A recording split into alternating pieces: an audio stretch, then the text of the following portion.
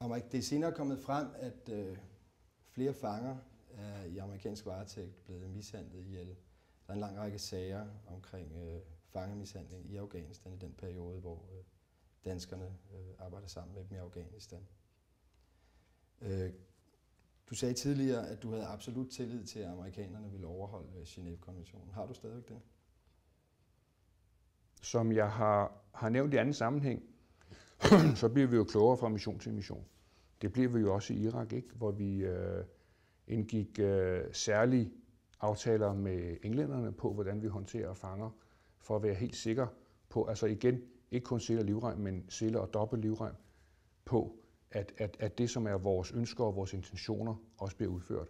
Og jeg ved da, når jeg nu skriver 2005, med den viden, jeg har i dag, når vi går ind i en mission fremadrettet, så vil jeg da både gå med sele og 2 livremme på os, for at være sikker på, at det, som vi ønsker at bidrage med, følger de regler, som vi kan ligesom stå ved, og dermed også indgå aftaler med de nationer, som vi overdrager tilbageholdte til fremadrettet.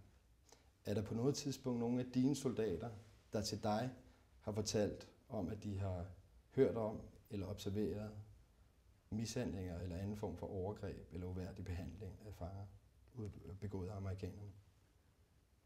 Jeg har ikke fra rapporter, og heller ikke fra Gosby, med de mennesker, jeg har talt med, efter at de kom hjem, hørt noget om, at der er foretaget overgreb fra amerikanske styrker.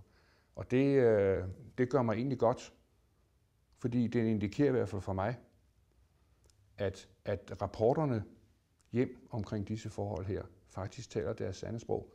Fordi havde de opdaget det, så skulle de rapportere det. Undskyld, hvad? Okay. Ja, vi har mange flere spørgsmål, vi gerne vil stille.